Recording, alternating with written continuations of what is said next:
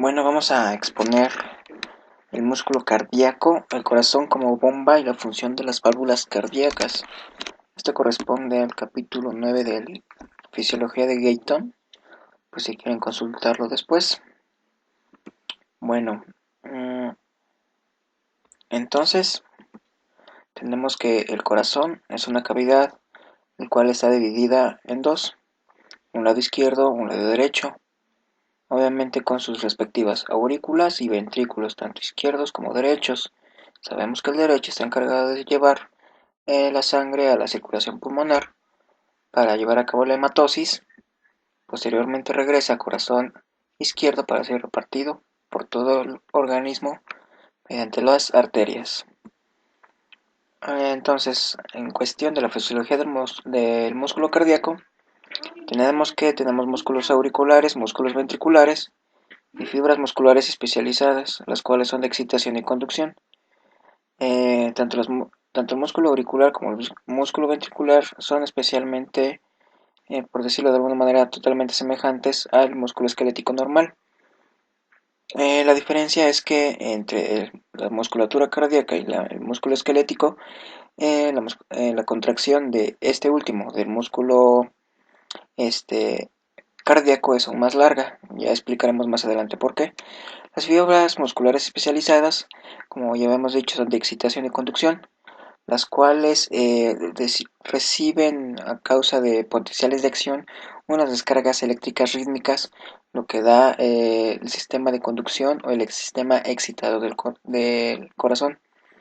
Ahora, la anatomía fisiológica del músculo cardíaco, podemos aquí ver un corte del tejido cardíaco, dentro de los cuales se destaca núcleo, miofibrillas y en sí es en general la musculatura del corazón. Como podemos ver es muy diferente al músculo eh, estriado, en especial por los discos intercalares que podemos ver en la imagen, los cuales son totalmente la división de cada célula o de cada fibra muscular.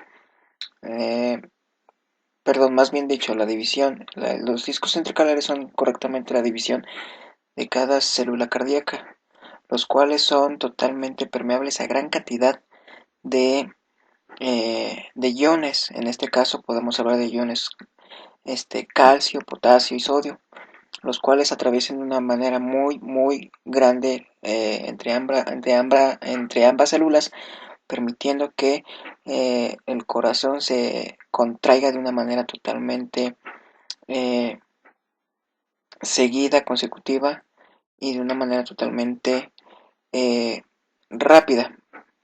Ahora, esto hace que el corazón se diga que sea un sinsitio, precisamente por el gran paso de esta permeabilidad a los iones, de los cuales de una célula a otra pasa a gran velocidad, permitiendo que esta contracción sea totalmente armónica y de una manera, eh, digámoslo así, al mismo tiempo de todas las células. Obviamente, si hablamos de división cardíaca, tenemos entonces un sinsitio ventricular y un sinsitio auricular. Sin embargo, estos no funcionan totalmente a la par, sino que se comunican tanto el sinsitio auricular ventricular por medio del haz auriculoventricular. Ahora, habíamos dicho que precisamente esta contracción muscular se da por potenciales de acción, que no son más que cargas eléctricas. Normalmente, normalmente, y como debería de ser en un estado sano del paciente, son de 105 milivolts. Entonces, tenemos que para que este potencial de acción surja efecto, va desde, podemos verlo en la imagen, de una fibra de Purkinje y un músculo ventricular, del músculo ventricular. Normalmente vemos que desde menos 85 milivolts va hasta más 20, lo cual equivale a los 105 milivolts que estábamos mencionando. La diferencia del músculo cardíaco a las demás células musculares del organismo, podemos notar que está una meseta, la cual se da solamente este tipo de meseta en el músculo cardíaco, haciendo que la contracción del músculo del corazón sea aún más larga, dure 15 veces más que una fibra o una célula normal muscular del resto del organismo. ¿Qué diferencia hace que en el músculo estriado o esquelético eh, no esté la presencia de esta meseta a comparación del corazón o de la célula cardíaca? Es que precisamente es que en las demás células que no son del corazón existe totalmente los potenciales de acción debido a los canales rápidos de sodio. Entonces, como sabemos, entra de una manera espontánea y rápida el sodio, pero de esa misma forma va saliendo, provocando que ese potencial de acción o esa despolarización que también se llama, se repolarice otra vez de una manera rápida. Recomiendo también leer un poquito acerca de este tema, acerca de la despolarización y repolarización en los potenciales de acción. Ahora, la diferencia en el músculo cardíaco es que además de tener canales rápidos de sodio, tiene canales lentos de calcio. Entonces, al momento que se va eh, dirigiendo este,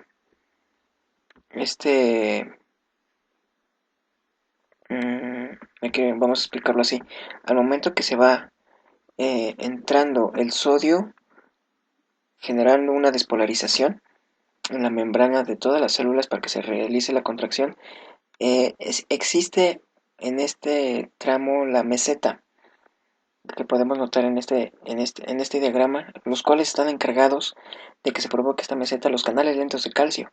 Estos van entrando al líquido, al medio intracelular de la célula, entonces hace que esa contracción dure durante este tiempo, eso hace que se alargue.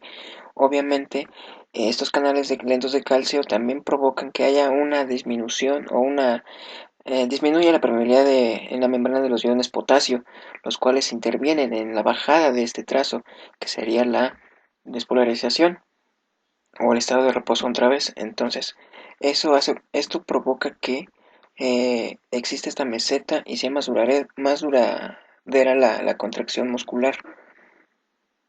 Entonces, podemos decir que esta potencial de acción en la musculatura es una velocidad de 0.5 metros por segundo y en las fibras de Purkinje son 4 metros mm, sobre segundo. Entonces podemos decir que las fibras de Purkinje conducen a una gran velocidad. Entonces, hay otro concepto clave dentro de esto que se denomina periodo refractario. Este periodo refractario es equivalente a la meseta que vimos anteriormente. Entonces podemos decir que esa meseta o el periodo refractario es lo mismo que decir que una vez que la célula ya se despolarizó o se excitó mediante el intercambio de iones, no se puede repolarizar nuevamente. Eso es el periodo refractario. Entonces, vuelve a entrar en despolarización, vuelve a entrar en acción los canales de potasio, los iones potasio, hasta que la membrana llega a su estado de reposo. Existe un periodo refractario relativo, en el cual se nos comenta que no se puede sobreexcitar una múscula que ya ha sido excitada. Más en cambio sí se puede realizar esto mediante un potencial de acción normal que tenga un voltaje bueno, no tanto correctamente, sino que sea totalmente suficiente para poderse llevar a cabo. Ahora, ¿cómo se lleva a cabo esa excitación y contracción de los músculos? Obviamente dentro de ellos intervienen los iones calcio y los túbulos transversos. Eh, Nuevamente recomiendo leer un poquito acerca de la histología del corazón por si tienen alguna duda de qué son los túbulos transversos y los retículos sarcoplásmicos que ahorita vamos a discutir de ello. ¿Cómo se realiza esto? Es de gran importancia los túbulos T en cuestión a intercambio de iones de calcio. ¿Por qué? Porque aunque tienen igual retículo sarcoplásmico como las diferentes células musculares, estos no están totalmente capacitados para que la contracción tan frecuentemente que se lleva al corazón para realizar todo el trabajo cardíaco, tanto de sístole como diástole, o las contracciones musculares, mm, no aporta lo suficiente iones calcio y retículo sacroplásmico para poder llevar a cabo este proceso. Más bien, en cambio, mediante el aporte de los túbulos T que brindan más iones calcio para llevar la contracción, es totalmente necesario, como les comento, la integridad de estos túbulos para que se lleva a cabo la contracción muscular correctamente. Más aparte que tenemos mucopolisacáridos más abundantes en el sarcoplasma, perdón. Obviamente estas cargas positivas, negativas de los mucopolisacáridos, pues van a, por acción, atraer a más calcio por cuestiones de que cargas negativas se atraen. ¿Cómo funciona esto? Entonces, tenemos que, anteriormente habíamos dicho, ese potencial de acción o esa despolarización de las membranas por intercambio de cargas van a activar a los canales de liberación de calcio o canales de receptores de radionina, como también reciben el nombre. Entonces, este va a permitir que el líquido, el calcio extracelular, entre a la célula por medio de los túbulos T al sacroplasma. Entonces, el retículo sacroplásmico también va a ser activado por este calcio que acaba de entrar para que de su interior siga saliendo más calcio, lo cual van a provocar precisamente que se lleve a cabo la contracción. Una vez que se lleva a cabo la contracción, pues se tiene que relajar para seguir el siguiente proceso o la siguiente contracción. ¿Cómo funciona esto? Una vez que se hace el intercambio mediante eh, este, entre el proceso entre la miosina y actina y todo eso que los procesos de la contracción, se lleva entre este intercambio, qué va a suceder? Tenemos que el calcio va a regresar tanto al retículo sacroplásmico y otra cantidad va a ser de vuelta al medio extracelular. El retículo sacroplásmico va a ser devuelto mediante la bomba de calcio ATPasa, como podemos ver aquí. Y para el medio extracelular va a ser un intercambio entre sodio y potasio mediante la bomba sodio-potasio ATPasa. Entonces, ¿qué? Tenemos que la contracción auricular tiene una duración de 0.2 segundos, mientras la contracción ventricular tiene una duración de 0.3 segundos. Ahora, el ciclo cardíaco. Entonces, definimos como ciclo cardíaco el fenómeno fenómenos cardíacos, perdón, que se producen desde el comienzo de un latido cardíaco hasta el comienzo del siguiente. Este comienza en el nódulo sinusal y se extiende a las auriculoventricular. Entre, entre este paso del nodo sinusal de, al lazo auriculoventricular existe un retraso de 0.1 segundos, permitiendo que mientras las aurículas se contraen, el ventrículo se dilata, o al revés, mientras el ventrículo se contrae, la aurícula se dilata, o sístole, diástole en ambos procesos. Eso es el beneficio que nos da ese retraso de 0.1 segundos. Obviamente permite a las aurículas actuar como bombas de cebado. ¿Qué quiere decir? Mientras existe una contracción eh, auricular, brinda a los ventrículos solamente el 20% y el 80% eh, lo sigue recibiendo mediante el mismo volumen sanguíneo, la misma cantidad de sangre que va llegando la, de toda la economía hacia la aurícula. Este 80% que va llegando de este retorno venoso es el que recibe los ventrículos. Solamente el 20% que recibe de ese 100% de la cantidad de sangre a los ventrículos, solamente el 20% comprende a la sístole o a la contracción de las aurículas. Entonces está formado por un periodo de relajación, como hemos dicho, que es la diástole, y un periodo de contracción, que es la sístole. Y normalmente la frecuencia cardíaca, los latidos que se llevan a cabo dentro del corazón, eh, son 72 latidos por minuto. Obviamente, si la frecuencia cardíaca aumenta, estamos hablando que el corazón está latiendo cada vez más rápido. Y eso obviamente tanto puede ser que los periodos de contracción o de relajación de diástole o sístole se hagan afectados. Lo mismo que eh, lo mismo puede suceder si los 72 latidos por minuto disminuyen. Podemos estar hablando de una taquicardia o una bradicardia, respectivamente. Ahora, la relación del electrocardiograma con el ciclo cardíaco. Entonces tenemos que eh, en esta zona un trazo del electrocardiograma. Entonces tenemos la onda P, el complejo QRS y la onda T. La onda P corresponde al comienzo de la contracción de las aurículas. El complejo QRS comprende eh, al, al comienzo de la contracción de los ventrículos y la onda T a la relajación de los ventrículos. Esto es a grandes rasgos, porque estudiar un electrocardiograma es aún más profundo. Pero bueno, esto solamente es por este apartado. Ahora, cambios de las presiones en las aurículas. En el grito nos mencionan unas ondas de la presión auricular. Que tenemos la onda A, la onda C y la onda V. Ahora, ¿qué pasa durante la onda A? Tenemos que precisamente toda la sangre que va llegando dentro de la economía de todo el retorno venoso, perdón, que regresa, obviamente la presión auricular va a aumentar por toda esa, esa, esa sangre que va llegando a la aurícula. La onda C corresponde netamente a la presión que ejerce otra vez eh, en los ventrículos hacia la aurícula. Obviamente cuando estos ya hicieron su contracción o su sístole ventricular.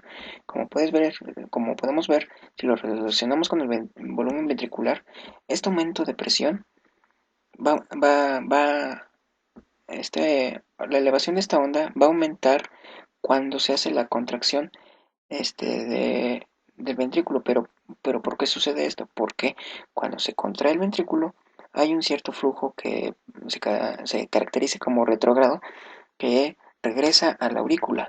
Entonces es por eso que aumenta un poco la presión después de la sístole ventricular en la aurícula. Ahora, siguiendo con la onda, tenemos la onda V. Eh, Como pueden ver, aquí ya no hay volumen sanguíneo. Entonces, ¿de dónde viene este aumento de presión de la aurícula? Viene de precisamente el retorno venoso que está llegando otra vez hacia la aurícula derecha.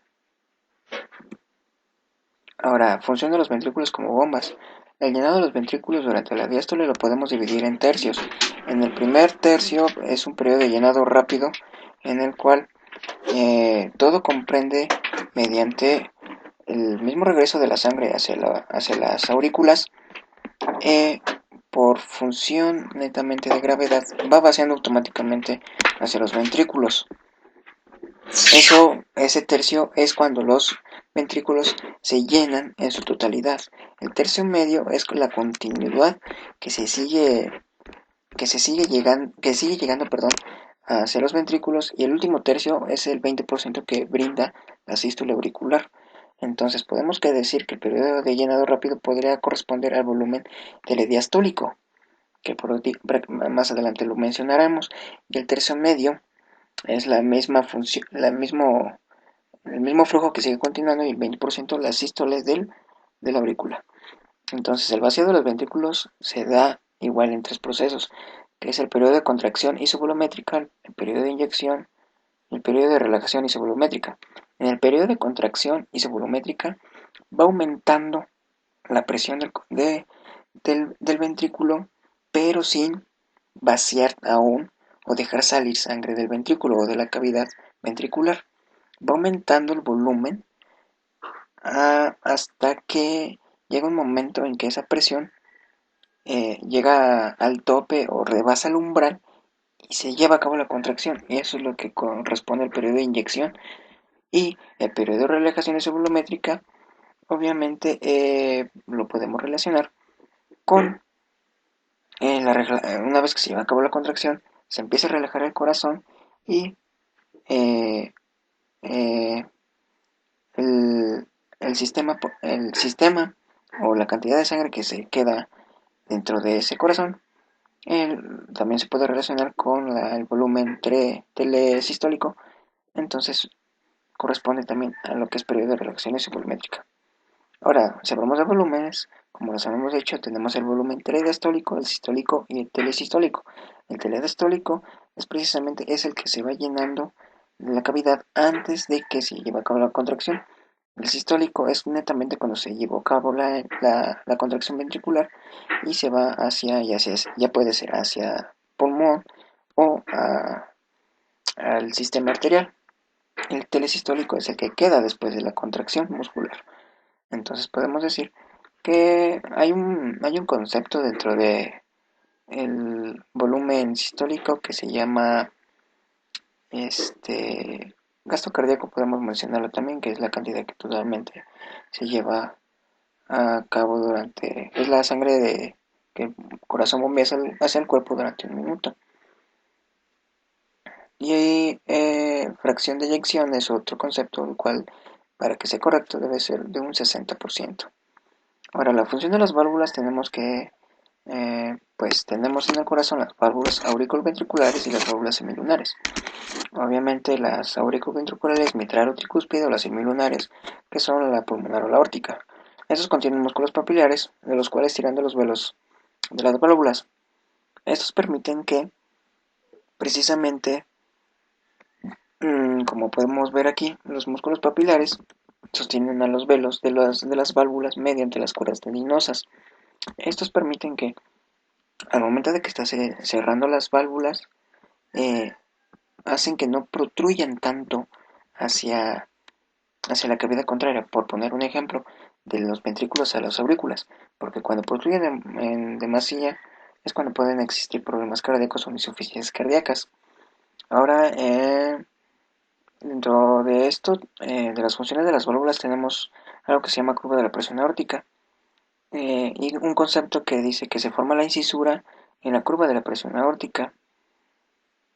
Esto netamente eh, tiene que ver con los intercambios de las presiones en los en las en las válvulas, en especial en las semilunares, por ejemplo, que tenemos aquí la aórtica, la cual nos dice que eh, cuando se cierra tanto como se abre, o cuando se abre y se cierra, tenemos una presión de 120 y 80 milímetros de mercurio.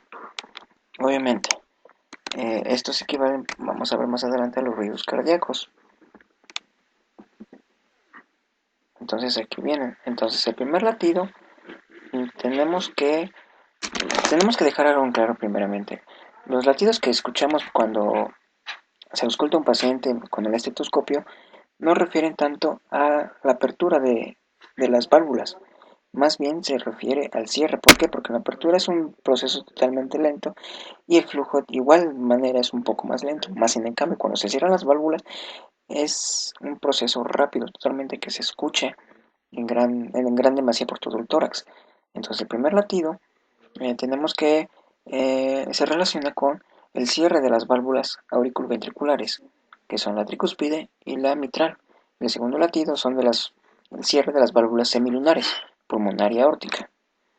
Ahora, la generación del trabajo del corazón, esto solo vamos a encontrar que el trabajo del corazón se realiza o lo podemos utilizar en dos formas, que es el trabajo volumen-presión, o que también se llama trabajo externo, y energía cinética del flujo sanguíneo. El trabajo externo no es netamente más que, como lo quise ejemplificar de esta forma, el retorno venoso de los pequeños vasos a las arterias de gran presión. Entonces, como podemos ver aquí, estamos hablando netamente, por decirlo entre comillas, del retorno venoso. Y la energía cinética del flujo sanguíneo, que es la velocidad de inyección o del gasto cardíaco, o de llevar toda la sangre a todo el cuerpo, que obviamente sale del ventrículo izquierdo. Normalmente dentro de todo este trabajo se ocupa solamente un por ciento de la energía, 1% de la energía del trabajo del cardíaco. En patologías como estenosis aórtica, debido a que se disminuye la luz del vaso, incrementa hasta un 50%. Ahora, dentro de esta gráfica podemos ver cómo es que funciona el bombeo ventricular. Notamos aquí que para que precisamente la presión diastólica, o sea, que el ventrículo se llene de una forma correcta, para que este a su vez haga una presión o vaya aumentando su presión hasta que pueda rebasar su umbral de resistencia y llevar la contracción, notamos que de llenarse debe llenarse con una cantidad superior a 150 mililitros de sangre. Como podemos ver, mientras se va llenando la presión diastólica, la presión igual sistólica va aumentando a tal grado que cuando la presión diastólica llega a una cantidad de 200 o 250 mililitros en el ventrículo, la presión sistólica es suficientemente en cantidad o en fuerza para poder llevar a cabo la contracción de 200, como podemos ver, es una presión sistólica de 250 a 300. Es muy importante esto porque si en la presión diastólica la cantidad de el periodo de llenado del ventrículo no supera esta cantidad, no va a subir la presión diastólica y por lo tanto no se va a poder llevar a cabo la correcta contracción del ventrículo o la sístole del ventrículo, obviamente con sus dificultades que pueden traer al paciente.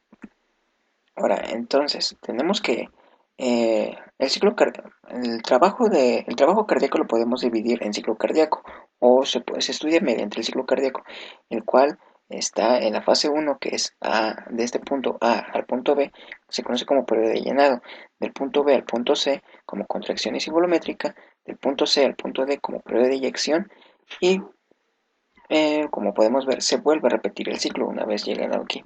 Notamos que el ventrículo se tiene que llenar de 100, de 50 a 120, o como hemos dicho, a 150 para poder llevar el trabajo. Entonces, tenemos aquí el volumen telesistólico, que es el volumen residual que se quedó en el ventrículo después de la contracción ventricular. Entonces, viene recibiendo la sangre de la aurícula hasta hasta llenar normalmente 120, 150 para poder llevar a cabo su trabajo. Este volumen se conoce como volumen telediastólico, que es el que se va llenando o va ocupando la cavidad antes de llevarse a la contracción o la sístole. Una vez de llegado aquí al punto B, al punto C, se hace la contracción isovolumétrica. En este periodo todavía no hay escape de sangre o salida de sangre de la cavidad o de la cámara ventricular. Lo que sucede es que primero tiene que esta presión vencer, en este caso la válvula aórtica, si estamos hablando de ventrículo izquierdo, si hablamos de derecho, tiene que vencer la pulmonar. Ahora, una vez vencida la presión que se lleva en la contracción volumétrica, ahora sí se da el escape del periodo de inyección, que se conoce como periodo de inyección a la fase 3. Nuevamente, una vez sucedido esto, la válvula aórtica se cierra y nuevamente tenemos la relajación isovolumétrica, que podemos definirlo como un flujo retrógrado que va permitiendo que se cierre la válvula y se queda el ventrículo con otra vez 50 mililitros en la cavidad y es así, se vuelve a repetir todo el ciclo. Otros conceptos como precarga y poscarga. La precarga lo podemos definir como la cantidad que el corazón tiene que vencer para poder llevar a cabo la contracción. Entonces, entre comillas, no entre comillas, su símil es el volumen telediastólico, o sea, se la precarga antes de que se lleve a la contracción, tiene que llenarse de manera correcta para medir ese trabajo que se va a realizar. Y la poscarga es definido como la presión aórtica o la presión arterial contra el corazón, con que el corazón tiene que luchar para poder llevar a cabo la sangre en la economía. Entonces, obviamente el corazón necesita energía para poder llevar a cabo su trabajo. Entonces, que tenemos que el 70 al 90% de la energía del corazón lo obtiene de los ácidos grasos o también el 10 al 30% de lactato y glucosa. Esta energía para poderse llevar a cabo, normal, todo esto es metabolismo de estos productos, lo cual van a dar cantidad suficiente de oxígeno y lo podemos definir como eficiencia cardíaca. Eficiencia cardíaca, perdón. Esta eficiencia cardíaca necesita una energía de potencial correcto, que es la cantidad con la que el corazón tiene que trabajar de manera adecuada para poder llevar a cabo todos los procesos. Y una función normal tiene que ser del 20 al 25%, o la energía de potencial tiene que ser de 20 al 25%. Ahora, ¿cómo es que se regula el bombeo cardíaco? Tenemos que el corazón bombea normalmente de 4 a 6 litros minuto. mediante el sistema intrínseco del corazón o la inervación intrínseca del corazón y el sistema nervioso autónomo. Para eso vamos a tener que hablar un poquito también de la regulación intrínseca del corazón, un mecanismo muy útil que es el Frank Starling, el cual determinó que dentro de los límites fisiológicos del corazón bombea toda la sangre que le llega procedente de las venas. O sea, mientras más cantidad de sangre le llegue al corazón, este va a distender aún más sus paredes, provocando un aumento de la presión y obviamente, mientras más sangre aumenta más la presión, y eso hace que la contracción o la sístole sea aún más fuerte. Viceversa, mientras menos cantidad llegue de sangre, menos aumenta la presión dentro de la cámara y obviamente la contracción va a ser con menos fuerza. Podemos ver que en esta curva de volumen ventricular, que mientras, como habíamos dicho, mmm, tanto la presión del ventrículo vaya aumentando, lo mismo va a traer como consecuencia que el gasto ventricular o el gasto cardíaco vaya aumentando. Como lo podemos notar aquí, es totalmente proporcional. Ahora, dentro del corazón por los nervios, dentro del corazón nervioso, dentro de la regulación del corazón, tenemos obviamente el sistema nervioso autónomo, como habíamos dicho, el simpático y el parasimpático. Obviamente el simpático puede aumentar incluso el corazón, sus latidos por minuto que ya hemos dicho que son 70 en un estándar normal, puede aumentarlo de 180 a 250 latidos por minuto. A su viceversa, el parasimpático, por medio de la inervación vagal, lo puede disminuir. Obviamente, después de esto, el nervio vago es capaz de incluso disminuir los latidos por minuto a un rango muy menor, pero después el corazón tiene un sistema de escape que lo permite seguir latiendo. Obviamente, entonces el simpático va a disminuir la fuerza de contracción, pero el parasimpático el simpático aumenta la fuerza de contracción muscular y el parasimpático por el nervio vago la va a disminuir. Lo mismo que el simpático va a aumentar la presión de eyección y obviamente por el sistema parasimpático, por el par craneal número 10, pues va a disminuirla. Otros elementos igual que intervienen son el potasio, el calcio y la temperatura. El potasio obviamente si va aumentando de cantidad, eso va a hacer que el corazón, eh, por decirlo de alguna manera, eh, mm, deje de latir correctamente. Va a tener una atonía muscular por manejar un término quizá un poco más adecuado, que es que totalmente el corazón va a quedar flácido y no va a poder llevar a cabo su contracción, porque como lo hemos dicho, el potasio interviene mucho en los potenciales de acción, en especial en la despolarización, en la repolarización, perdón, permitiendo que no haya nuevamente contracción muscular. Más en cambio su contrario es el calcio. Mientras más calcio haya en el organismo, más tiempo va a ser que esa contracción se lleve a cabo, lo cual les puede causar generar problemas cardíacos. Y obviamente la temperatura.